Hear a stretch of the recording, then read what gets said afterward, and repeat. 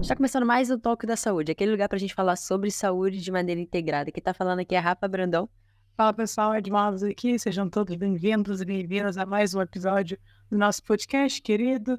E se você é novo aqui, então por favor, ajude a gente a divulgar esse trabalho para mais pessoas com a simples ajuda de você apertar o botão de seguir na plataforma que você ou está nos vendo ou está nos ouvindo. Isso é muito importante, assim, você fala a plataforma que você está gostando do nosso trabalho e ela manda para muito mais pessoas. É uma maneira simples de ajudar a gente. Se você quiser se aprofundar sobre o nosso trabalho, É a newsletter de 15 em 15 dias, então vai lá no toquedasaude.com.br e se inscreve na nossa newsletter. Coloca o seu melhor e-mail que vai estar lá recebendo de 15 em 15 dias as notícias que estão acontecendo na área da saúde, né, Edma? Tem artigo comentado, tem muita coisa boa, galera. Então, ó, não perde essa oportunidade se você é o profissional da área da saúde ou um simpatizante por isso. Mas vamos falar do nosso episódio, Edma? Um assunto bom, hein? se você é profissional do movimento e está rodando as redes sociais, com certeza você já se deparou com algum conteúdo desse nosso convidado, porque dentro de todas as novidades, perspectivas novas que a gente tem olhado no movimento, ele traz bastante reflexão sobre como olhar para o exercício físico, né, que é o que a gente faz na prescrição de exercícios, e faz a gente refletir sobre a nossa prática constantemente. Pelo menos para mim é assim que ele me toca. Estou constantemente repetindo nas minhas ações quando eu leio um novo post dele. Então, a gente vai falar sobre complexidade e sua relação com o movimento. Ótimo. E para isso a gente trouxe o convidado que, como você disse muito bem, tem muita bagagem para falar disso, de pioneiros. Pelo menos a gente conheceu por ele, né, Edmo? Ligado para ciências do movimento. Então, seja muito bem-vindo. A gente está aqui com o David Macena. E, David, queria muito que você, primeiro agradecer, lógico, né? Você está aqui com a gente, é um prazer. Queria muito que você se apresentasse para a galera que está te ouvindo, que não te conhece. E já queria que você falasse para a gente, cara, como é que você...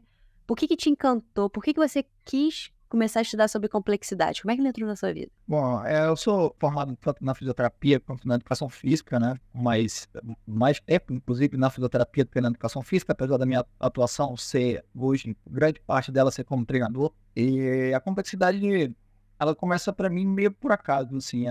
Essa historinha, eu já contei ela muitas vezes, assim, em curso, em outros lugares. Eu acho que é uma experiência muito, muito minha. Ela começa na faculdade, num cenário completamente aleatório, que era uma disciplina de psicologia, e aí já vão mais de 15 anos, né? Já vão 18 anos, eu tenho 20 anos de formado, essa disciplina eu fiz mais ou menos ali no segundo ano da universidade, isso começou ali. A PowerCore hoje, que assim, que né, ela tem 15 anos, então faz 15 anos que eu ministro o curso nessa área, e ela começou num trabalho de psicologia, que a professora me pediu para falar sobre o Edgar Morin, e eu falei, fiz um trabalho biográfico do Edgar Morin. Na verdade, o trabalho era basicamente para contar a história da vida do Edgar Morin, não tinha nada a ver com educação física, nem nada, era mais essa parte.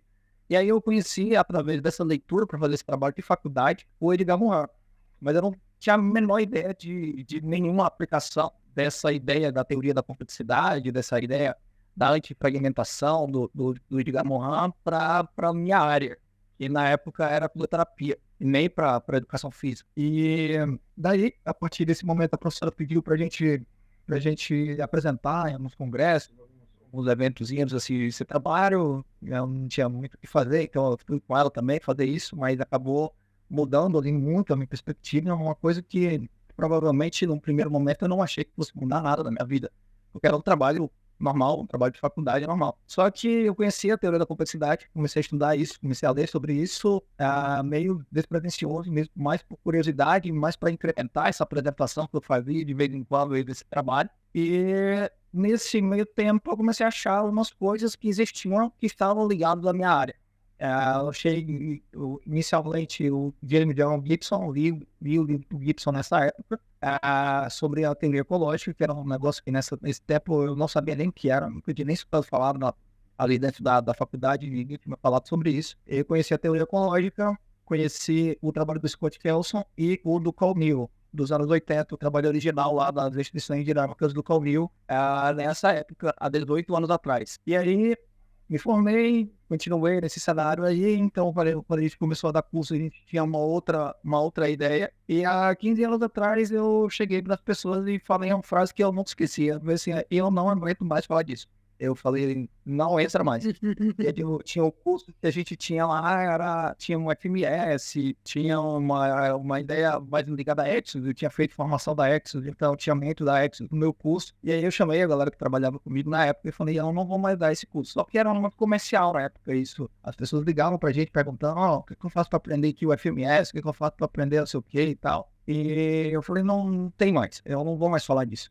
Não entra mais, não dá mais, assim, você tinha uma certa necessidade de algumas respostas que vinham da fisioterapia, por causa da osteopatia, por causa do RPG, dessa questão da terapia manual, que nunca respondeu muito bem as minhas perguntas, assim, era um negócio que eu fiz formação, fui atrás desse conhecimento, mas sempre foi um conhecimento que eu nunca acreditei muito nele. Então, eu já tinha uma necessidade de buscar as respostas e a complexidade acabou me trazendo grande parte dessas respostas num cenário de 15 anos atrás. Se hoje isso soa como novidade para muita gente, você imagina quando eu comecei a falar isso há 15 anos atrás, sem ter um respaldo de ninguém que há 15 anos atrás era maior que eu, assim, eu não tive um professor, né? Muita gente pergunta se eu fiz curso. Qual foi o curso que tu fez para aprender isso? Eu não fiz nenhum curso, eu nunca fiz curso de complexidade. Então, todo esse trabalho foi um trabalho autodidata, entendeu?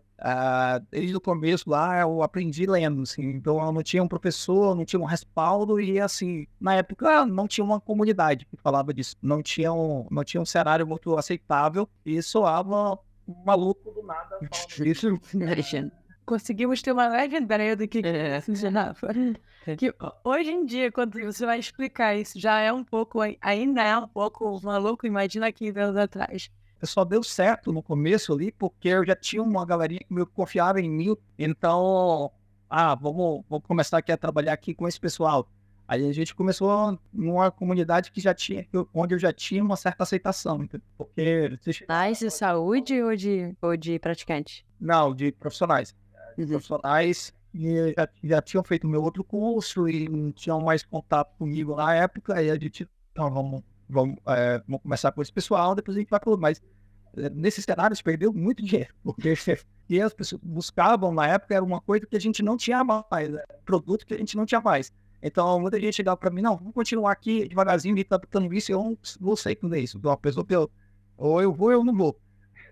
Eu falei, não dá, cara, tipo... Essa frase que eu falei, que eu não ia falar mais, eu tinha acabado de dar uma aula de FMS na época, e eu chamei o pessoal e disse assim, eu nunca mais dou essa aula aqui, jamais vou dar essa aula. Eu tinha acabado a aula, eu falei, não dá mais, eu não consigo mais falar de negócio, não tenho nenhuma fé no que eu tô falando. Só que era muito complicado na época. A gente tá falando ali de 2005, 2006, nesse cenário ali, era o cenário onde o FMS estava ganhando uma proporção muito grande aqui. A ideia do Michael Roy, as ideias russas ainda eram muito fortes por causa da universidade, a universidade tratava muito dessa questão da periodização clássica e tal.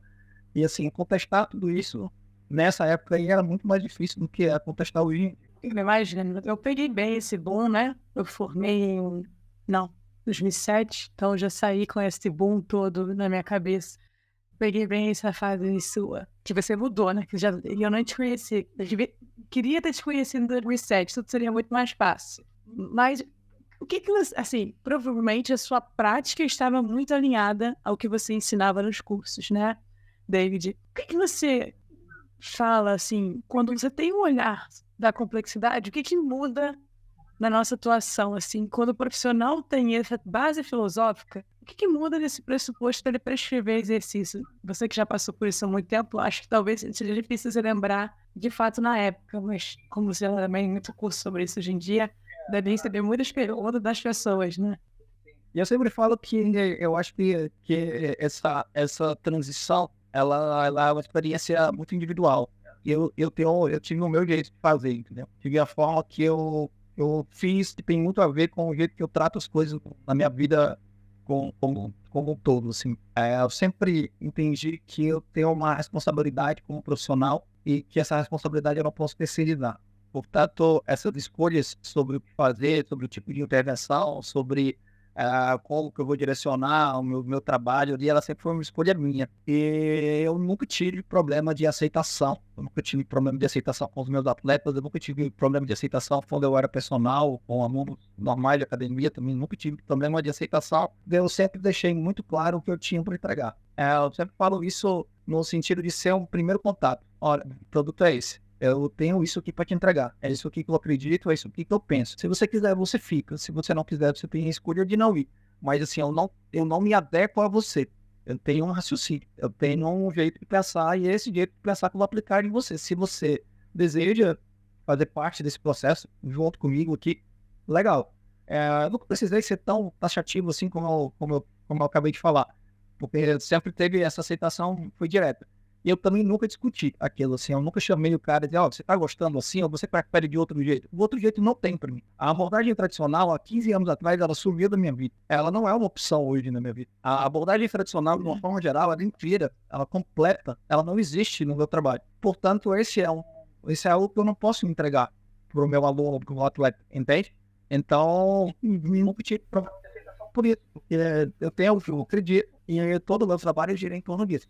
E quando você diz que a complexidade, o tradicional saiu, você consegue trazer exemplos para a gente de jeitos de pensar, de uma base filosófica e jeitos de pensar do que a gente mais pratica, vamos dizer assim, talvez seja mais comum? Isso geralmente, eu começo o meu curso com esse diálogo bem desagradável, que é o diálogo de desconstrução. Eu sempre digo que aqui existe um processo que é muito mais de deixar de fazer coisas do que de fazer novas coisas. É muito mais um processo de destruição do que de construção. Essas duas abordagens, elas são absolutamente antagônicas. Elas têm cenários, desde um cenário epistemológico até um cenário prático, totalmente contrário um da outra. A gente está dentro de um cenário até hoje, né? Essa ainda é a maior influência que a gente tem dentro dos diversos campos de conhecimento, de um reducionismo claro e notório dentro da nossa área, o modelo biomédico, as abordagens tradicionais de treinamento esportivo, tudo isso o núcleo disso é o reducionismo. E a complexidade nada mais é do que a rejeição disso. Então, a partir do momento que você entra, eu sempre faço a analogia da caixa, né? As pessoas às vezes vão fazendo o curso ali, vão fazendo post, aí colocam lá, pensando fora da caixa. Eu sempre falo, não pensamos fora da caixa, nós pensamos dentro de uma caixa e essa caixa é absolutamente delimitada. Não existe um pensamento fora da caixa, mas a partir do momento que eu penso dentro de uma caixa, eu não penso dentro de outra caixa. Se o meu pensamento está dentro de uma caixa, vou denominar aqui essa caixa de complexidade, então é óbvio que aquilo que vai de encontro ao que está dentro dessa caixa, eu vou fazer. E dentro da experiência que a gente tem nesses 15 anos de curso, na grande maioria esmagadora das vezes, esse é o maior problema. Porque a grande maioria dos nossos alunos, eles entendem que eles estão ali obtendo um novo conhecimento para adicionar, para complementar aquilo que ele já sabe. E esse conhecimento não é complementar aquilo que ele já sabe. Esse conhecimento é antagônico àquilo que ele já sabe. Então, ele, na verdade, é um conhecimento que rejeita aquilo que a gente já vem fazendo há algum tempo, tá? Desde um cenário, se você for cruzar abordagens epistemológicas para pegar ali um núcleo mais amplo, de sinergética versus teoria do controle cibernético, até práticas que elas se tornaram populares, que a gente vê toda hora que a gente abre a porta de uma academia, a partir do momento que a gente assumiu que o corpo era um sistema mecânico. E no momento que a gente diz assim, esse corpo não é um sistema mecânico, esse corpo é um sistema de aprendizagem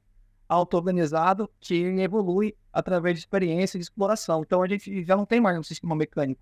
Então muitas dessas práticas que se tornaram populares, que hoje estão aí constantemente, facilmente observáveis aí dentro do dia a dia de trabalho, elas não fazem mais sentido a partir do momento que a gente passa a não entender o corpo mais como um sistema mecânico. Eu tenho uma crítica muito forte a exercícios gerais, e essa crítica é talvez a crítica mais impopular que eu tenho, porque as pessoas, exercício geral é o negócio mais legal que tem, porque todo mundo faz. Então eu tenho muita crítica, muita ressalva com relação a exercícios gerais. A liberação miofascial, por exemplo, é um tipo de prática que só faz sentido se o corpo fosse um sistema mecânico. E vários outros, exercícios de mobilidade geral, exercícios de ativação de glúteo, tudo isso faria sentido, ou fez sentido, ou faz ainda, se você entende que o corpo é um sistema mecânico. Mas dentro da prática, isso não pode estar presente. Porque para mim o corpo não é um sistema mecânico, para mim o corpo é um sistema de aprendizagem. Então, esse tipo de prática não é uma prática que evolui um sistema de aprendizagem, mas seria perfeitamente aceitável num corpo que é um sistema mecânico. Geralmente esse é o framework de entendimento daquilo que eu faço, daquilo que eu não faço, com relação à intervenção. Perfeito. Você disse que é bem difícil, que você acabou perdendo dinheiro, porque, óbvio, o mercado dita muitas coisas, e o FMS, na época, ele ele vem de um sonho, né? Então ele é mais fácil de ser... O FMS é meu bode expiatório, tá? É para eu não precisar descrever todas as outras coisas, mas as outras coisas, a crítica às outras coisas, ela seria a mesma crítica com relação ao FMS. Geralmente eu uso o FMS para não precisar descrever ponto por ponto todas as outras coisas que se assemelhariam ali. Talvez eu acho que eu usei isso mais porque as pessoas conhecem. Então, Sim. se eu não mais dar o ponto de vista a partir de um negócio que todo mundo conhecia na época, e aí eu acabei usando isso aí como bode expiatório, entendeu? Mas a mesma crítica que eu faço ao FMS, eu faria a várias outras coisas que se encaixariam no mesmo diálogo. Eu imagino que sim. Hoje a gente tem pelo menos no mercado, eu posso falar do mercado da educação física, né? As pessoas procuram muitas soluções rápidas e muitas das soluções, obviamente, estão ligadas à prática. Tem um curso que se chama Perception, né? Que é sobre a percepção. E qual que você acha? Eu acredito que tenha sido uma dificuldade no começo, né? Não sei, pode ser que não tenha sido, mas ao meu ver, pelo menos, como o mercado é ditado. De você ter um curso muito teórico, muito denso, no mercado onde as pessoas cada vez mais estão buscando soluções práticas. Qual o link que você vê da importância desse momento de ter o curso, da percepção, para depois levar para a prática? A história do Perception, ela é interessante, assim, ele existe até hoje, porque é um negócio que eu bato o pé. Mas até hoje ainda é muito difícil vender o Perception. Ele sempre foi muito difícil. Era uma coisa que eu tinha vontade de falar na certificação, e às vezes estava ali a galera que é mais do dia a dia, estava a Anne, que trabalha comigo, que é minha esposa, estavam os meninos, o Igor, a galerinha que trabalha mais diretamente aqui comigo, e dia a dia estava ali falando deles. Mas isso aqui que tu tá falando, cara, eu acho que não é o que as pessoas querem e tal, não sei o que. Aí quando tu começa a falar, o cara começa a dormir e tal. Mas eu queria falar, era um negócio que eu queria falar. Mas eu também sabia que, de algum modo, eles tinham razão. Porque era realmente essa observação que a gente tinha, era um ponto que as pessoas se interessavam um pouco quando você começava a entrar nessa temática. Só que eu sempre vi a percepção como uma lacuna. Desde lá desses 15 anos, a primeira coisa sobre o Edgar Morin, a primeira coisa que eu li o livro do Gibson, há 18 anos atrás, a esposa do Gibson, a Eleanor Gibson, tem um trabalho muito grande, um trabalho imenso da Eleanor Gibson, que é sobre aprendizagem perceptiva. E a primeira leitura que eu tive disso foi muito difícil para mim, porque a minha formação eu não tinha conhecimento prévio para ler aquilo ali. Entendeu? Então eu tinha que tirar uma leitura do zero, pois eu não conhecia os termos, eu não sabia que é uma calibração, então foi uma leitura difícil. E eu sempre identifiquei isso com uma lacuna, tanto na fisioterapia quanto na educação física, a gente não teve muito acesso a esse tipo de conhecimento. Só que dentro da certificação, isso também não era um conteúdo que se encaixava muito bem, por causa da necessidade prática, porque o pessoal queria ver exercício, o pessoal queria ver um procedimento ali sendo feito. E aí, no início da pandemia, e eu sou meio garantido, assim, tem um problema com curso online, essas coisas assim. Eu nunca fiz um curso online, entendeu? Eu fazer um curso, não, comprar um curso para eu fazer, porque não tenho essa interação de paciência de fazer um curso ali, onde o cara tá numa tela ali. Então eu tenho eu já tinha essa ressalva, por isso eu nunca quis ter um curso online também. Nunca quis ministrar um curso online. Mas já era uma coisa que as pessoas solicitavam, entendeu? E aí, no início da pandemia, eu falei, vamos fazer do meu jeito. Eu tenho que ajeitar aqui, eu não vou gravar o curso e entregar o curso aí do jeito que eu gravei. Eu quero fazer um curso, mas eu quero ao vivo. Fazer o curso ao vivo porque eu quero pelo menos alguma interação. Hoje tem bem menos do que tinha. Aí a pandemia, eu acho que o pessoal estava em casa, então ainda só assistia o curso, entendeu? Mas hoje em dia todo mundo assiste só o gravado. Quase ninguém aparece na aula mesmo ao vivo. E isso para mim é muito ruim. Eu detesto isso porque eu entendo que a aprendizagem tem esse cunho social e que você já perde no curso online. No curso presencial, eu nunca abri mão do curso presencial, porque eu acho que no curso presencial a gente está ali, entendeu? A gente se olha, a gente se vê, a gente discute, às vezes o cara não quer perguntar, mas eu vejo pela cara do cara que o cara não entendeu direito, entendeu? Então tem toda uma interação que não tem no curso online. E aí surgiu o Perception. Não, vamos lançar o curso online, mas vamos do meu jeito. Vamos fazer ao vivo e vamos fazer teórico. Aí a gente lançou a primeira turma do Perception, a aceitação foi pequena, eu quase liguei na primeira turma, mas a recepção de quem fez foi muito legal. Por isso que eu mantive, entendeu? Todo mundo que fez falou, não, esse curso aí é o curso que explica as coisas, vai a partir desse curso que eu comecei a entender, e até hoje a gente tem esse feedback. Fiz a certificação, mas eu fui entender mesmo no Perception. Eu fiz a certificação, vi a parte prática, mas a parte teórica eu só consegui entender quando a gente percebe. A gente tem muita gente que fala isso. Então, por isso eu sempre mantive o curso. A gente, até hoje, é muito difícil vender, porque realmente essa tua percepção de mercado é isso aí, que as pessoas querem. As pessoas querem solução.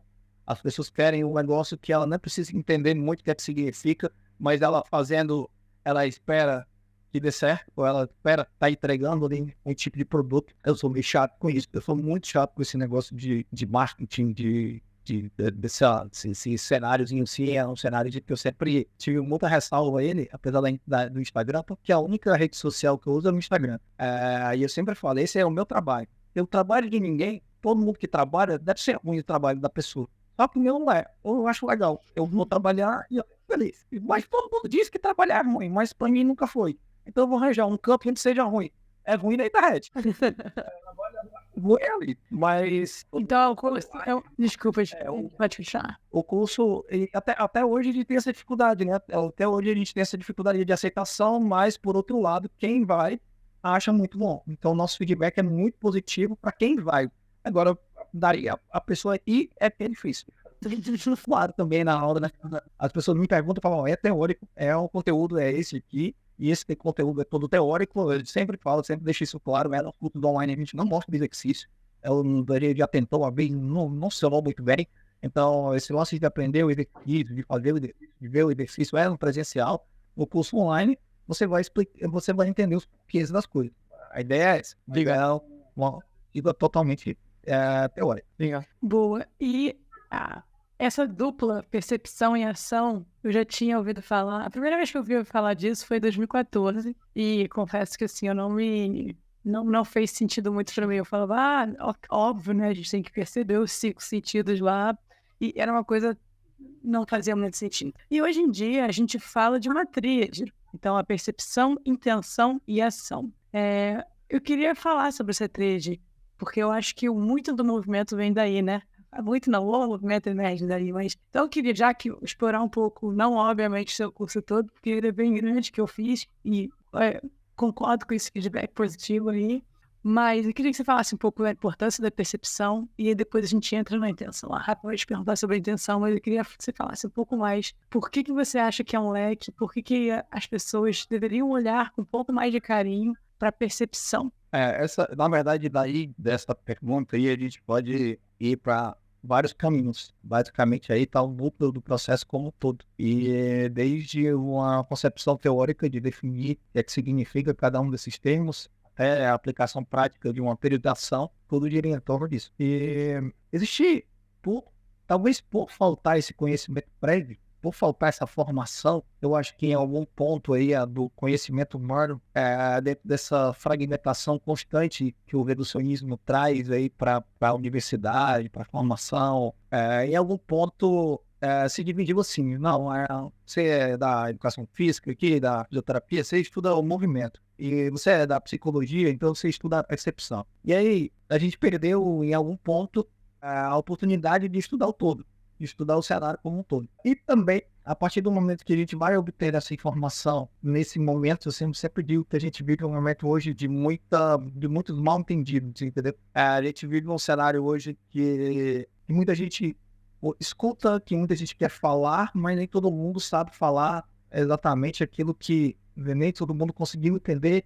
E a gente vive num mundo hoje onde a gente tem mais vontade de falar do que de ouvir. Então, isso é uma constante aqui na minha vida. A maioria das pessoas, elas pegam ali uma pequena informação e elas querem divulgar, elas querem falar, elas querem aparecer falando. Entendeu? E daí surgem muitos mal-entendidos. E sim, a informação, eu me preocupo muito com isso. Quando eu comecei a fazer isso, não tinha ninguém. Então, eu sempre falo isso, assim, esse conhecimento é como se fosse um filho para mim. Eu tento dar uma protegida nele, assim, eu sou muito protetor com relação a isso. E as interações entre percepção, intenção e ação, hoje, elas soam aí como muitos mal entendidos em todos os cenários, tanto aqui no Brasil como fora do Brasil. A organização desse conhecimento ainda não é uma organização confiável. A percepção é óbvia, ela é o ponto de partida de qualquer comportamento orientado a um objetivo. É a partir da percepção que se decide. E a intenção é isso. A intenção é uma decisão sobre o que fazer. Intencionalidade é um termo filosófico para consciência. Consciência do que fazer. Então, a partir das informações perceptivas, você formata uma decisão e aí você executa essa decisão. O movimento é a resposta do sistema. O movimento é uma saída do sistema, né? Pode virar entrada, mas é originalmente uma saída do sistema que é dependente da percepção e dependente da intenção. Ou seja, ela não está isolada nesse processo. Então, todo movimento é organizado a partir de uma variável perceptível. E o que é que isso muda? Mudou um monte de coisa. Muda o conceito de especificidade, por exemplo. Eu bato muito nessa tecla aqui, porque eu me assustei um dia desse vendo na internet aqui com um monte de coisa que se faz em nome da especificidade. E aí eu comecei a falar mais disso. A especificidade ela não pode ser de saída do sistema. A especificidade é de entrada. Se o movimento é organizado a partir das entradas, o que tem que ser específico é a entrada, e não a saída. Então não existe especificidade de movimento. Existe especificidade de informação crítica, daquilo que pode ser percebido. Outra dificuldade que eu vejo hoje muito constante é a dificuldade de entender que percepção não é ver, não é olhar. Olhar é uma coisa, perceber é outra. Olhar é um ato que você é um ato óbvio. Você vai olhar. Olhar, esse é o que define o olhar, é a acuidade visual. Se você tem a capacidade de ver, você vai ver, entendeu? Mas perceber não é isso. Perceber não é olhar. Essa última semana eu conversei muito sobre isso, do futebol, né? Você, clube que tem muito dinheiro para gastar, ele gasta dinheiro com as coisas que ele não precisa. Então, com equipamento para melhorar a visão do jogador e tal. Aí a promessa é, se você comprar esse equipamento para melhorar a visão do jogador, então você vai melhorar a percepção do jogo dele. Não, você não melhora a percepção do jogo. Porque a percepção é sobre significado. Sobre a percepção é algo com valor semântico. Não é ver. Eu posso ver e não saber o que é. Eu posso ver e não entender bem. Eu posso ver e isso não guiar a minha decisão. Eu posso ver e descartar. Mas a percepção é sobre em si uma entidade de valor semântico. Então é o que significa, é saber sobre, não é olhar, não um objeto. É o que é o objeto, é o significado do objeto. E esse termo significado, eu acho que define muito claramente o que é percepção. A partir de um significado, eu tomo uma decisão. E aí ele pode até entrar em um outro cenário aqui. Para ter um significado, para ter um valor semântico, só coisas que são estáveis têm valor semântico. Coisas que não são estáveis não têm valor semântico. Coisas que são muito variáveis não tem um valor semântico. Coisa que é coisa que é variante, coisa que some muito rapidamente, coisa que é mais fugaz, ela não consegue se definir como algo com significado diretamente. Por isso, só coisas estáveis podem conter esse valor semântico e ser uma variável perceptível. Informação perceptiva reaperente, por exemplo, é a percepção de movimento. Mas que movimento? Só o que é estável no movimento. Porque só o que é estável tem valor semântico. Então, perceber um significado, não é olhar. Não é sentir, isso são coisas diferentes. E a partir disso se formata uma tomada de decisão. Uma outra tecla que eu bato constantemente, principalmente porque eu trabalho muito com futebol hoje em dia, futebol e atletismo são os esportes que eu mais trabalho dentro do meu dia a dia aqui, e esporte coletivo, a percepção é um ponto muito crucial. E essa tomada de decisão, que é baseada nesse valor semântico da percepção, é um ponto crítico. E se você considerar as bases ecológicas desse cenário, você vai ver que a informação é 1 para 1 com a fonte. Se a informação é 1 para 1 com a fonte, o único jeito de você otimizar a performance, isso que a gente divide o treinamento em treinamento complementar e treinamento otimizador, é se você tiver contato com essa informação 1 para 1 com a fonte. Transferência é um mito, transferência não existe. Essa discussão que toma o tempo aí há 80 anos dentro do treinamento esportivo, de tentar um exercício que transfere para algum esporte, é uma discussão enorme. Não se conseguiu nada com relação a isso. Continuamos sem conseguir. Porque se há um sistema de aprendizagem, porque toda essa discussão girava em torno de um sistema mecânico. Então, o agachamento transfere para o sprint. Se for um sistema mecânico, a gente tem aqui alguma similaridade. Então, em tese, eu poderia ali pensar, mas se for um sistema de aprendizagem, não faz sentido nenhum essa relação. O agachamento jamais irá transferir seus ganhos para um sprint se a gente pensar no sistema de aprendizagem. Porque o sistema de aprendizagem aprende matemática. E você nunca pensou em aprender matemática estudando geografia. Nunca. Não existe ninguém que aprendeu matemática estudando geografia. Do mesmo jeito, você não vai aprender a jogar futebol treinando musculação. Você não vai aprender a jogar voleibol treinando levantamento de peso olímpico. Você não vai ter essa relação. É por isso que a gente chama esse treinamento de academia, né, esse treinamento de força, a gente chama isso de treinamento complementar, e não de treinamento otimizador. O treinamento complementar não é capaz de aumentar o desempenho, apenas o treinamento otimizador.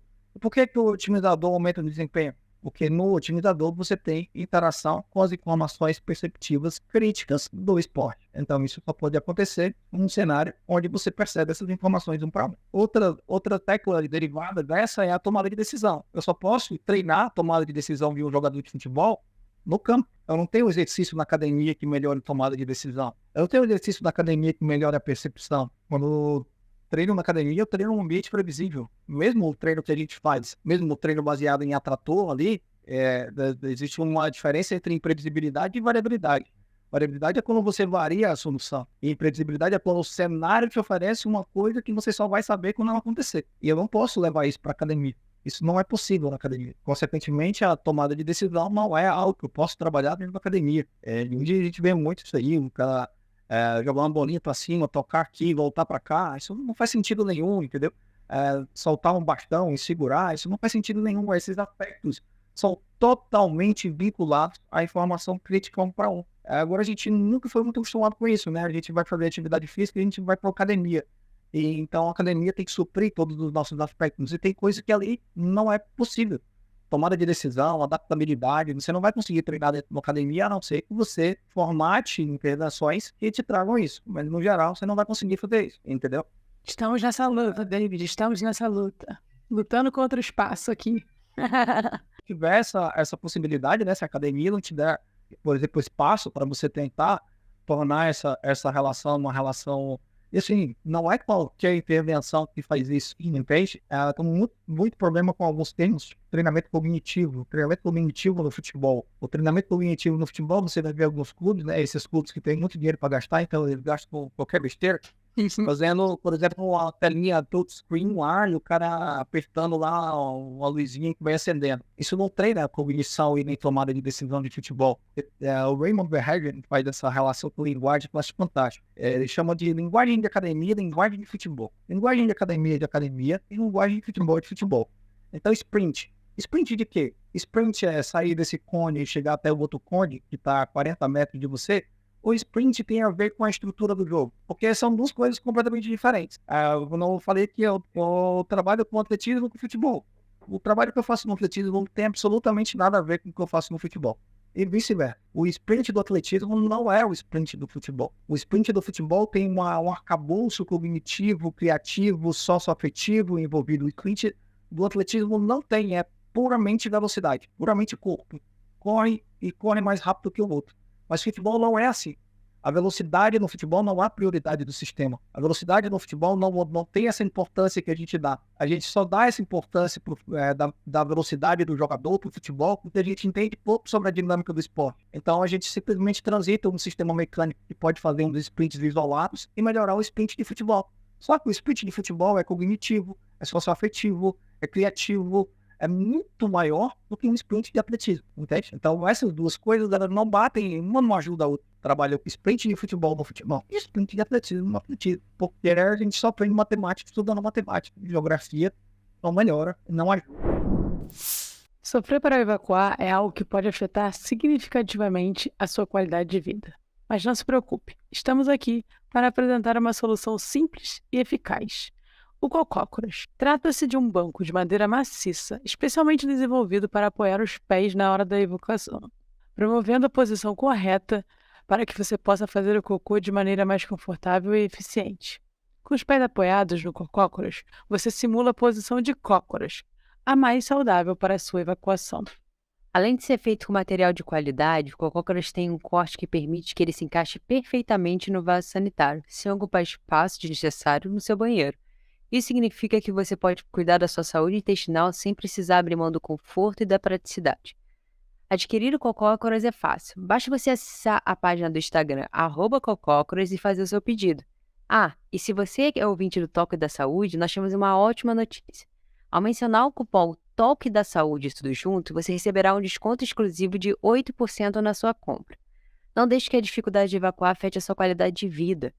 Adquira agora mesmo seu Cocócoras e desfrute de uma evacuação mais confortável e saudável. Por muito tempo a gente abordamos muitas características quantitativas físicas, né, para medir o desempenho, como você está falando aí, como esses exemplos. Mas hoje a gente começa a trazer também, uma outra palavra que você falou, a adaptabilidade, que é essa capacidade de você ser adaptável.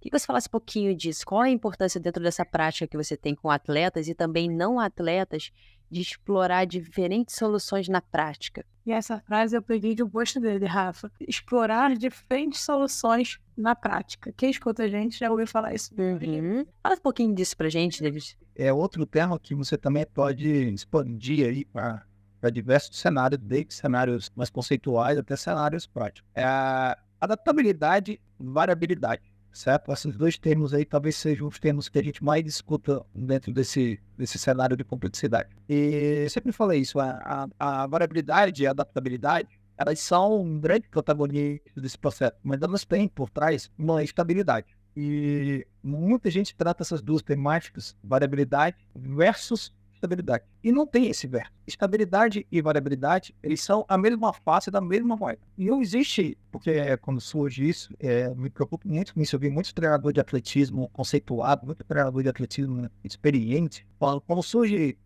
quando começa a se popularizar esse termo auto-organização, muita gente passou a entender que faz um movimento. Faz aí que uma hora vai dar certo. Uma hora vai auto-organizar. Não. E não é esse o procedimento. Não é simplesmente vai lá esse movimento que vai dar certo. Existe um propósito ali. E esse propósito de movimento, ele gira em torno sempre da estabilidade. Porque a estabilidade, ela tem um valor semântico. A variabilidade não tem. A variabilidade, ela é um recurso. Esse recurso, uma vez atrelado à estabilidade, ele vai ter ali um núcleo e ele vai ondular ao redor desse núcleo, nos limites da viabilidade que essa estabilidade permite. Eu sempre falo isso, eu sempre uso esse termo.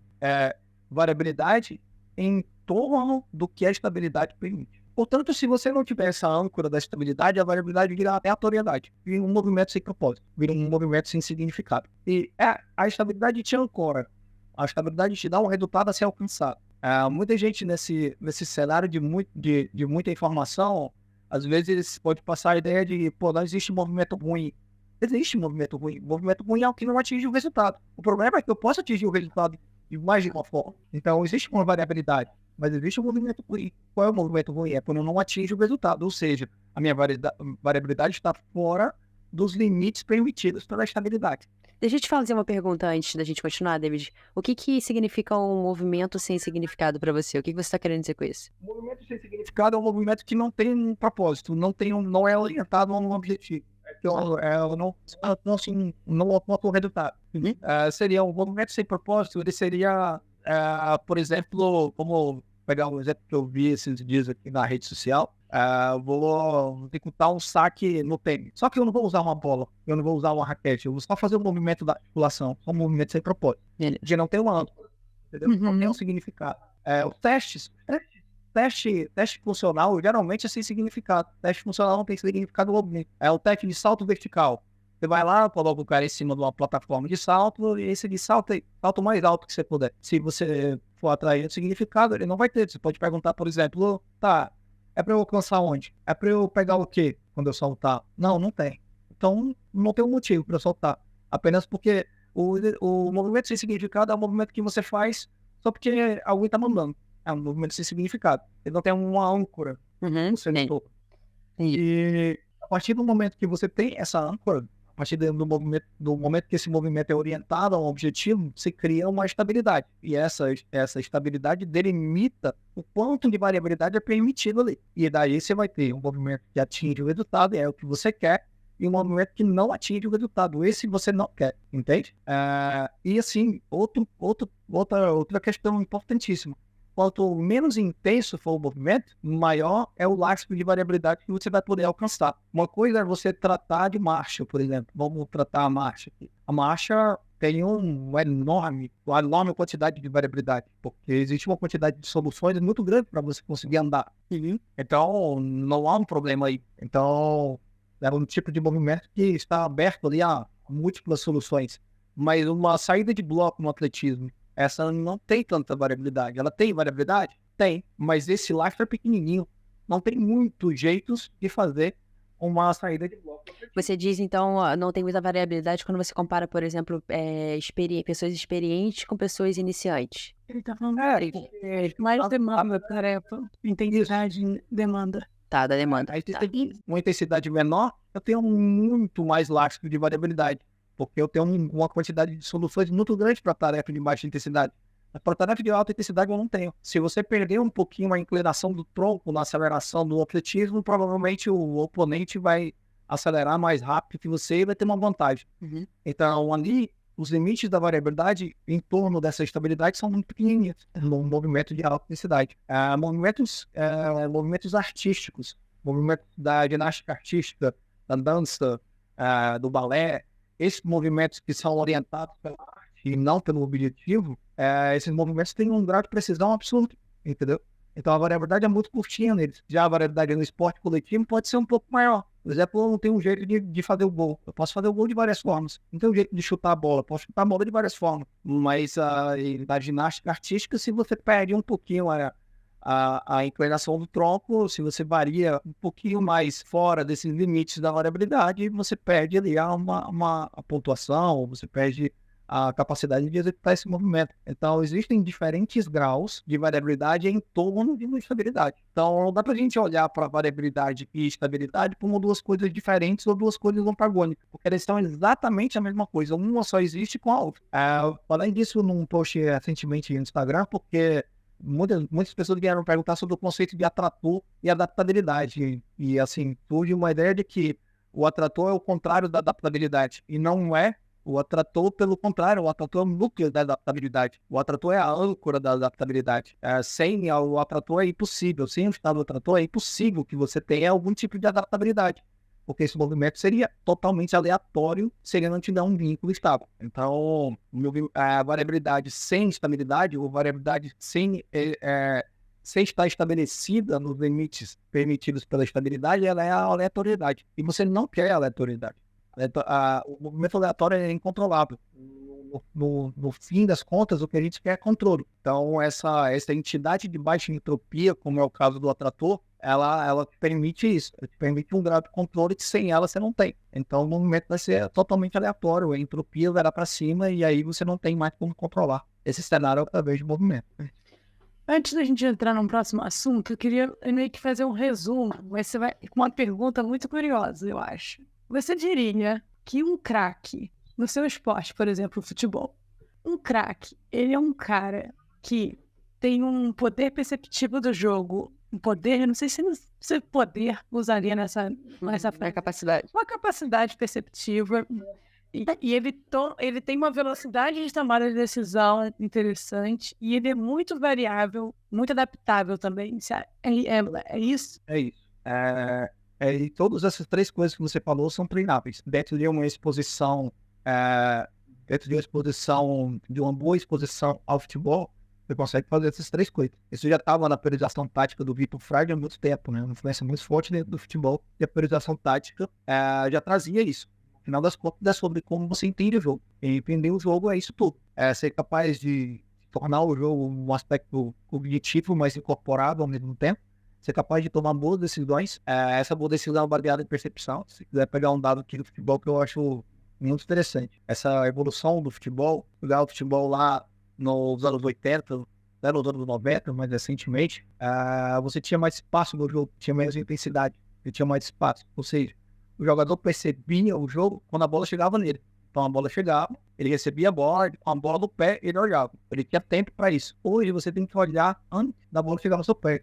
No futebol chama isso de escaneamento. É a percepção visual antes de antever a chegada da bola. Quando a bola chegou no seu pé, você já percebeu.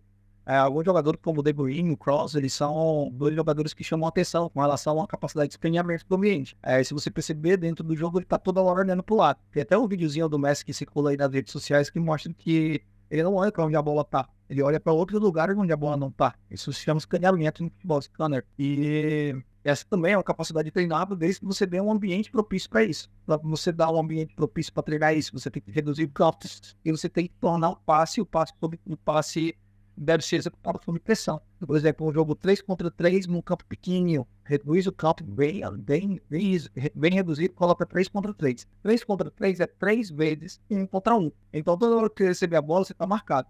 Ou seja, você estimula a capacidade do jogador de executar passe sob pressão. Para que ele possa executar esse passe 3 vezes 1 contra 1, ele vai ter que escanear antes. Se ele não escanear antes, ele não vai conseguir ver isso.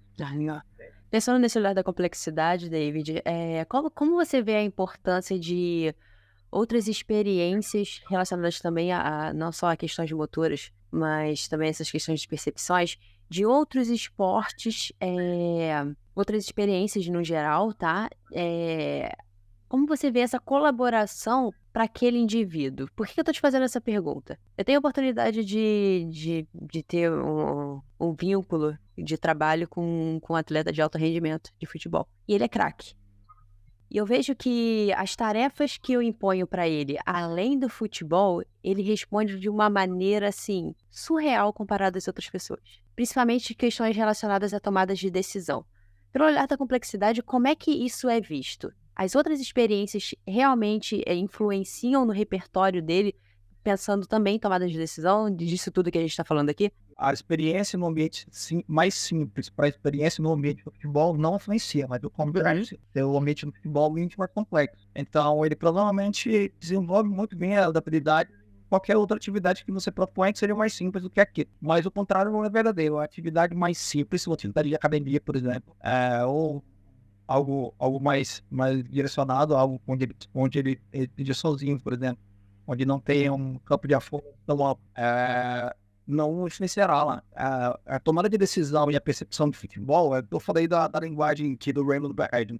Ele faz uma tríade para percepção, intenção, ação. E essa tríade, essa aplicação da tríade para o futebol é comunicação não verbal, mais tomada de decisão, mais execução da tomada de decisão. Então, essa comunicação não verbal é perceber sem falar, mais a tomada de decisão, que é a intenção, mais a ação, que é a execução da tomada de decisão. E aqui você vai ver que o movimento só existe a partir da tomada de decisão, e a tomada de decisão só existe a partir da informação que é 1 para 1. Essa informação que é 1 para 1 é a informação de futebol.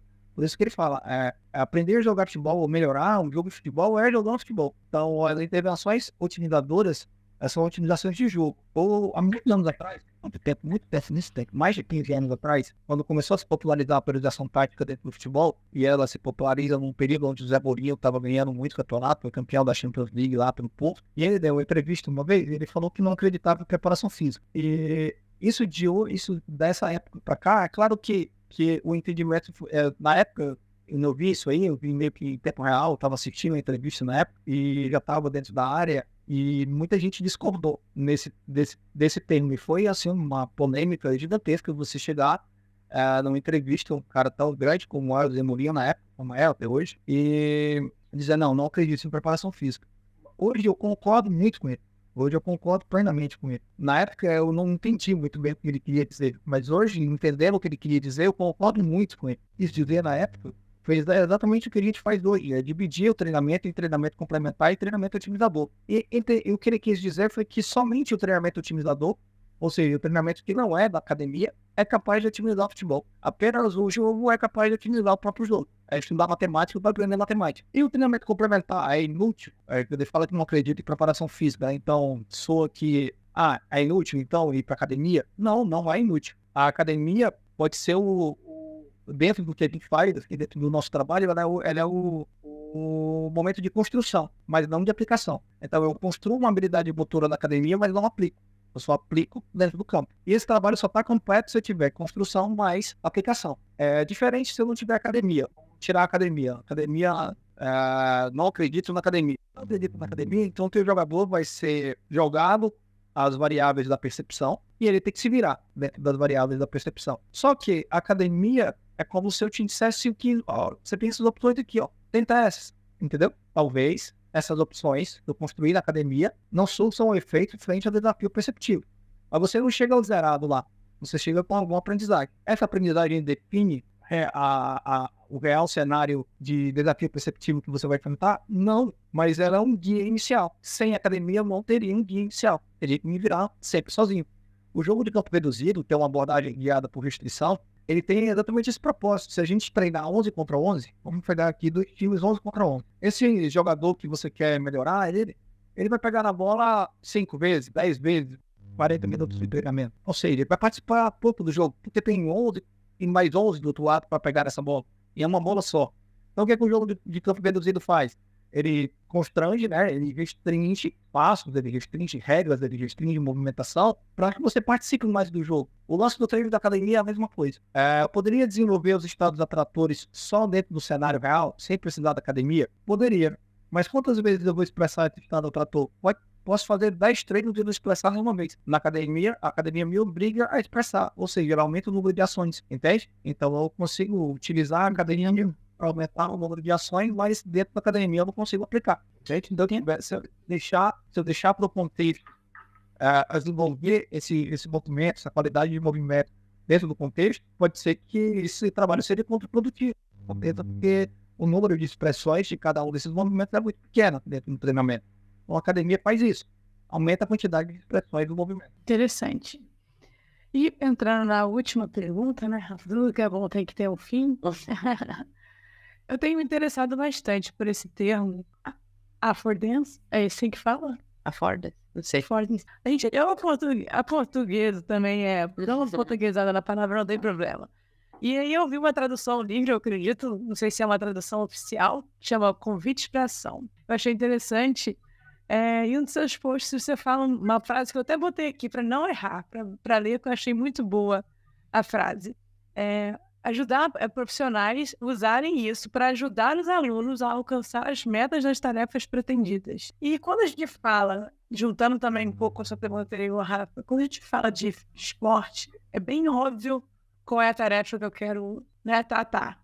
Eu analiso, vejo que o meu atleta precisa disso, com mais frequência e trabalho nisso. Quando a gente fala de uma vida normal, uma pessoa comum, a gente amplia as possibilidades, né, do que a gente tem que, entre aspas, convidar ela para agir em muitas outras proporções. Então, primeiro eu queria que você explicasse um pouco mais sobre isso, porque se considera você explica menos que eu. E achei, você postou um dia desse sobre isso. É interessante essa sua fala. Pessoal, então a gente tem que fazer elas experienciar mais movimentos, não é querer ficar reproduzindo o que ela faz todo dia. Então, foi uma pergunta longa, mas eu gostaria de ouvir você falando sobre isso. O cenário, ele nos leva de volta àquela questão da estabilidade e da variabilidade. Tem dois tipos de percepção. Uma percepção do próprio movimento, reclamação proprioceptiva reaferente, ela tem um filtro, esse filtro é a estabilidade. Por isso eu falei que o estado atrator é fundamental, que a única coisa que eu posso perceber por via reaferente é o estado atrator, porque só ele tem um valor semântico, porque só ele é estável. Eu não posso perceber flutuação, porque flutuação é variável e não tem um valor semântico. Então, o filtro da reclamação proprioceptiva reaferente é o atrator. Para esse tipo de aforo. Ele é muito mutável, extremamente mutável. Ele muda com o organismo, ele muda com o próprio cenário, constituição material do ambiente, e ele é mais convidativo ou menos convidativo. Por exemplo, eu vou começar o jogo, eu tenho um campo de affordance convidativo. 20 minutos de jogo, eu tenho um cenário de campo de affordance altamente convidativo. Com 80 minutos de jogo, esse cenário já não é tão convidativo. Ou seja, ele não convida para algumas ações. Tem algumas ações que eu recebo convite com 20 minutos de jogo que eu não recebo mais com 80 de jogo. Ou seja, há uma influência do parâmetro de controle da fadiga. Indivíduos, por exemplo, indivíduos com ansiedade, com transtorno de ansiedade, são indivíduos que têm um campo de affordance imediato muito grande e um campo de affordance a médio e longo prazo muito pequeno. Ou seja, são indivíduos que são convidados para agir imediatamente, mas esse pensar sobre o futuro, sobre os próximos momentos, não é uma característica muito comum do indivíduo que tem transtorno de ansiedade. Ele pensa no imediato, ou seja, o campo de affordance é muito grande para o imediato e é muito pequenininho, é bem flat, pouco convidativo a médio e longo prazo. O indivíduo com depressão tem um campo de affordance absolutamente flat, pouco convidativo. Nada convida muito ele a agir, então ele é aquele indivíduo que não está sendo convidado ou não está recebendo um convite, porque o campo de affordance é um campo de affordance todo baixo, tanto a curto prazo quanto a médio e longo prazo. O que as pessoas chamam de... estou falando isso já pressupondo que todo mundo entende que o campo de affordance é dependente da sua habilidade atual, do seu grau de habilidade atual, e que essa habilidade não é simplesmente habilidade física, é uma habilidade uma habilidade emocional, uma habilidade socioafetiva, de vários aí. E isso tudo é a mesma coisa, tudo tá junto ali. tem um termo que o pessoal da fisioterapia usa muito, e eu detesto esse termo, chama cinesiofobia. E as pessoas geralmente têm a cinesiofobia como medo de se movimentar. E a cinesiofobia, do ponto de vista da teoria ecológica, nada mais é do que um campo de afonas que se torna flat por causa de uma experiência anterior. Você lesionou um ligamento cruzado anterior ali, jogando futebol, e agora você tem mais medo de se movimentar. Se isso é comum em atletas, você imaginem pessoas que passam por uma reconstrução de ligamento cruzado anterior, são atletas, vários exemplos disso. O cara fica com medo de jogar, ele não vai mais lá. Mas o que é esse medo? O que é que significa esse medo? Esse medo é um campo de afonas que se tornou um campo de afonas baixinho, um pouco convidativo. Ele era grandão, muito convidativo. Agora, por causa de trauma passado, muitas pessoas, isso é uma coisa que a gente negligencia demais, que então, talvez se eu for falar disso, eu vou tomar muito tempo aqui, mas em reconstrução de ligamento cruzado, de pós-operatório de ligamento cruzado anterior, é muito comum haver transtorno de estresse, ou pelo menos uma tendência a um transtorno de estresse. E o transtorno de estresse é um parâmetro de controle que torna o campo de afonas menos convidativo. E aí gera a chamada cinesiofobia. Então, cinesiofobia não é um medo. Cinesiofobia é algo que você pode trabalhar mudando a altura do campo de afona, trabalhando a informação perceptiva ao invés de tentar trabalhar o movimento. Vínculo, afinal das contas, acaba sendo sempre essa informação perceptiva e não o próprio movimento. Eu acho que essa é a maior dificuldade que as pessoas têm para entender. Porque a gente sempre se acostumou a trabalhar o movimento. Só que o movimento é a saída, não é a entrada. Então, se o movimento é organizado a partir das entradas, é nas entradas que a gente tem que mexer. Eu sempre uso um termo que eu não sou o professor que responde as suas perguntas, eu sou o professor que faz a pergunta. Então, eu te informo, eu te dou variáveis perceptivas e você se vira com elas. Eu não te dou uma solução motora. Eu não tenho uma solução motora que é sua, eu não estou em posse da sua solução motora. O que eu estou em posse é só de um desafio que eu posso criar para que você possa, a partir daí, desenvolver a sua própria solução. Não, eu acho isso muito interessante. Acho que vai ser o meu próximo aprofundamento vai ser nessa temática, porque eu realmente acho que faz muita diferença. Eu trabalho com pessoas não atletas, né?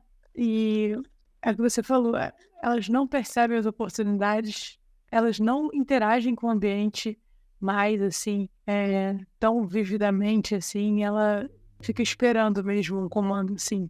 Então, Rafa, chegamos na parte das perguntas mais difíceis agora, porque falar de complexidade, variabilidade é muito fácil para o David.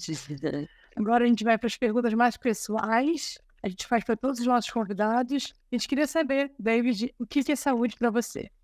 Essa é uma pergunta, para mim, ela é especialmente difícil, essa pergunta aí, porque eu entendo saúde como algo muito, muito, muito complexo. Então, eu sempre faço esse comentário, assim, eu nunca prometi saúde para ninguém. Eu acho que a atividade física, eu não posso prometer, não posso fazer uma relação entre atividade física e saúde, porque saúde é muito mais que atividade física. Então, as relações pessoais, os gostos, as vontades, os desejos de cada um, elas estão contidos nesse conceito de saúde. E eu acho que a atividade física não abarca isso. A nutrição não abarca isso. Não é tão simples assim.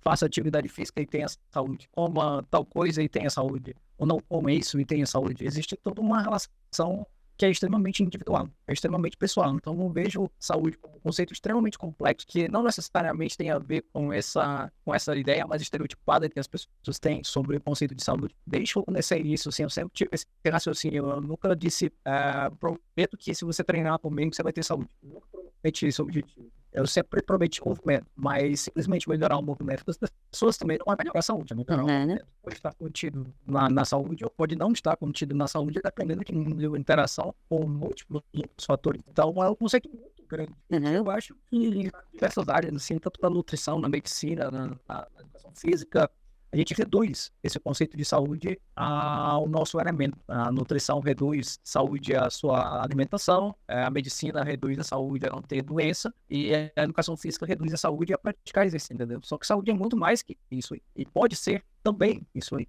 mas pode não ser. Então, tem vários exemplos disso, inclusive, bem simples, bem fácil de observar. Assim, eu adoro atividade física. Eu gosto, sempre fiz isso. Eu treinei muito tempo para desempenho esportivo, e depois que eu parei de de treinar para disciplina esportiva, eu passei a treinar porque eu gosto. Então, isso é uma coisa que está na minha vida sempre. Eu não me lembro do dia que eu não treinei. Não lembro do dia que eu não... Desde que eu tinha 12, 13 anos, isso sempre fez parte da minha vida. Mas nem sempre eu fui saudável, entende?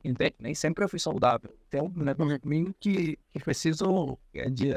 O meu conceito de qualidade de vida precisa envolver coisas que eu posso fazer sem ser difícil para mim no dia a dia, sem ser alguma coisa que eu preciso ter que me degladiar, sem alimentação, por exemplo. Sempre falei isso, tem que ser um negócio que eu como, aqui é a comida, vou comer a comida, entendeu? Se for um negócio que eu vou tomar café da manhã, me preocupando com o que é que eu vou almoçar, não é legal para mim. Não vai ocupar o meu dia inteiro, não é legal. Tem que ser uma coisa que eu não vou comer. Não é aqui eu vou comer. Mas eu conheço pessoas assim, por isso que eu tô dando esse exemplo aqui. Aí o resto da manhã inteira é se ocupando com o que vai almoçar. Nossa, eu não vejo como viver legal assim. Mas, tem razão. E uma experiência inesquecível para você? No âmbito profissional, eu tenho esse cenário de complexidade me trouxe algumas dessas experiências. Uma delas muito vinculada a onde tudo isso começou, que foi o professor Liga Mohan.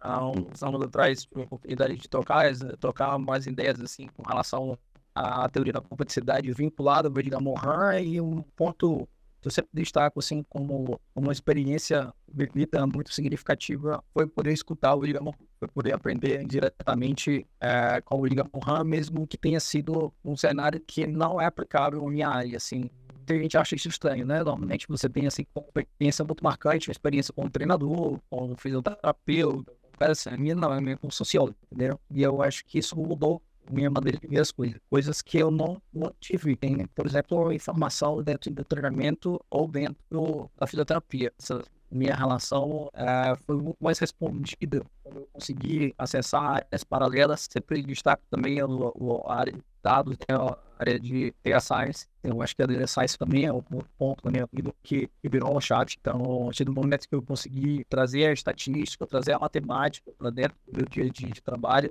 a minha experiência com o trabalho mudou. Então, nesses campos laterais, eu acho que eu consegui enriquecer um raciocínio que a gente acessa. E você ganhou uma viagem de um mês. Você tem que convidar alguém que você admira para levar com você. E onde você vai levar essa pessoa? Então, tem que ser um campo profissional, isso aí? Não, qualquer campo. Sei lá, minha esposa, meu filho, minha filha. E onde você iria com ele? No campo profissional, eu acho tenho mais dificuldade, uma experiência muito autodidata, assim, então eu não tenho uma grande referência, assim, uma referência que baseia tudo nela, entendeu? A minha experiência foi muito mais de leitura, foi muito mais de buscar a minha própria referência. Conta essa historinha que tem coisas assim que eu vou procurando e eu não acho procurando um negócio por muito tempo, que teve uma época que eu estava buscando algumas respostas com relação à estabilidade de ação muscular. É uma lacuna meio que ficava faltando no raciocínio, que é estabilidade e variabilidade de movimento, era legal, mas estabilidade e variabilidade no músculo era uma informação que a gente tinha muita lacuna. E eu fiz uma revisão que durou mais de um ano e eu nunca achei uma resposta. No dia que eu achei, eu comemorei. Eu saí correndo de casa, 3 horas da manhã. Isso, assim, eu não tive uma grande referência que me guiou, que disse assim, David, lê isso aqui, cara, tá aqui, dá uma olhada nisso aqui, ou fazer um curso aqui e tal, vou te mostrar aqui e tal. Eu não tive isso, então cada conquista dessa é muito pequena. Então, obviamente, eu tenho muitas referências de leitura, mas pouca referência que eu tenha um acesso tão pessoal que eu leve a pessoa para viajar. Mas agora eu fiquei curiosa, onde você iria com sua mulher e com seus filhos? Esse meu trabalho trouxe a oportunidade de conhecer muita coisa. São 15 anos que eu perdi muita coisa, muita gente idealiza, assim, principalmente o pessoal que está aqui mais perto, mais próximo, idealiza muito esse jeito de viver, mas dentro desses 15 anos eu não tenho final de semana, então eu não tive a oportunidade de vamos passear no final de semana, vamos sair com um barzinho e tomar uma cerveja e tal, não temos esse tipo de programa, porque todos os meus finais de semana da minha vida eu trabalhei, entendeu? Eu tenho praticamente o ano inteiro trabalhando praticamente todos os finais de semana. Então, não tenho esse lazer do final de semana que todo mundo tem. Mas, por outro lado, esse trabalho também me deu a oportunidade de talvez ir para lugares que eu não conheceria, não teria acesso se eu não trabalhasse com isso. De viajar, de conhecer, eu gosto muito disso, assim, sou um cara muito ligado a essa questão de conhecer coisas, então viajar, conhecer, é um negócio que eu conheço o Brasil todo, conheço fora do Brasil, então essa oportunidade, a minha esposa sempre está comigo, então não é que eu pretenda ir para algum lugar com ela, que praticamente todos os lugares ele já foi. Bom, Então a gente já foi meio para muito canto, entendeu? Mas isso eu acredito muito, isso é o trabalho, porque provavelmente eu não teria essa disponibilidade de ir a tantos lugares assim. Se eu não olhasse diretamente. Claro que. então o lugar que você iria seria um barzinho no final de semana. Provavelmente. É isso, bem diferente. Bem diferente. Muito bom.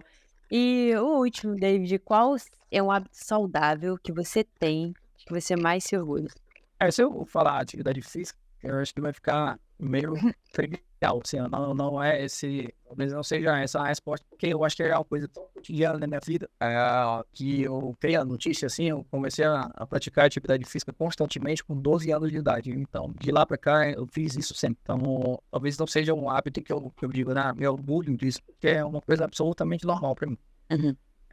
Eu acho que, por causa disso que eu acabei de contar para vocês aqui, de não ter um final de semana, de não ter o lazer que todo mundo tem, eu acho que consegui inserir pequenas coisas, assim, eu também sou um sujeito um pouco difícil, assim, eu tenho hábitos meio peculiares, assim, eu pelo menos gosto então, muita coisa que todo mundo gosta eu não gosto, e muita coisa que eu gosto.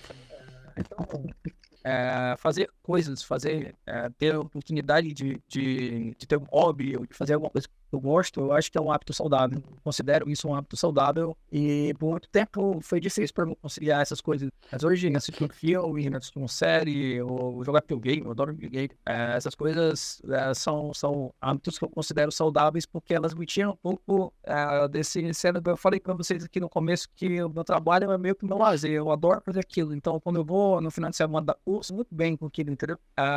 Sempre encarei dessa forma. Sempre encarei ser uma coisa que eu realmente gosto de fazer. Tive a oportunidade que eu acho que pouca gente tem de selecionar o que eu quero fazer e o que eu não quero. Chegar nesse momento de dizer, pô, estou trabalhando com um atleta, parei de dar personal, o personal é um negócio muito cansativo para mim. Tinha um lance de personal de manhã não funciona muito bem. Então, essas coisas eu tive a oportunidade de tirar e ter mais tempo, entendeu? Ter mais tempo para fazer um negócio que eu quero, entendeu? Que eu gosto, conviver com meus filhos, conviver com a família. Sempre tive muita dificuldade com isso, né? De convivência, porque ele é geralmente o momento que as pessoas convivem no final de semana, e eu nunca tive isso. Mas eu acho que isso é um ponto interessante, assim. O hábito é realmente fazer coisas que me distraem, me tirem desse cenário de trabalhar e de estar dentro desse tudo. Ótimo. David, a gente agradece muito a sua participação aqui. Foi um papo incrível. Por favor, quando estiver no Rio, aqui dessa vez a gente não vai estar aqui, né? Quando você estiver aqui no Rio com curso presencial, a gente não vai estar aqui. Mas teremos outras oportunidades. Por favor, avisa a gente que a gente precisa continuar esse papo aí no barzinho. Então, A gente está com um curso aí no Rio, provavelmente nos próximos meses. Isso. Então, por favor, já aproveitando o gancho da próxima pergunta, já agradeci você estar aqui com a gente. Onde é que as pessoas que querem, interessadas pelo seu trabalho, onde é que elas te encontram? Se também em curso, a gente está no Rio de Janeiro, mas também se puder falar onde vai ter, tem agenda aberta, onde é que as pessoas acham essa informação? Então, a única rede social que a gente utiliza constantemente é o Instagram, e tanto lá no meu perfil, teve uma cena PC, quanto o Instagram, que agora é a Facebook, né, que era o antigo Instagram da PowerPoint Performance. Basicamente, nesses dois canais, vocês podem ver o trabalho da gente e fico à disposição de todo mundo que quiser chamar. A gente sempre responde todo mundo. Então, fique à vontade lá para perguntar, para tirar dúvida, fazer discussão. Com relação a cursos, a gente está com certificação, né? A certificação são 3 módulos aí, são 60 horas de curso, e a gente está com inscrições abertas no Rio, em São Paulo e em Brasília agora. E o Perception Movement, que é o curso online, que era um antigo Perception, né? A gente mesclou ali o Perception com introdução aos sistemas complexos, né? Então, esse curso é um curso que acontece na semana, acontece às quintas-feiras, das 20 às 22 horas. horas, e a gente também está com essa turma aberta e ela é online. Muito obrigada, David. Muito obrigada para quem chegou até aqui. Espero que vocês tenham curtido esse episódio. Então, ajude a gente compartilhando para mais pessoas. Até a próxima, pessoal. Valeu. Galera, a gente se vê. E se inscreve na newsletter, tá? Espero vocês.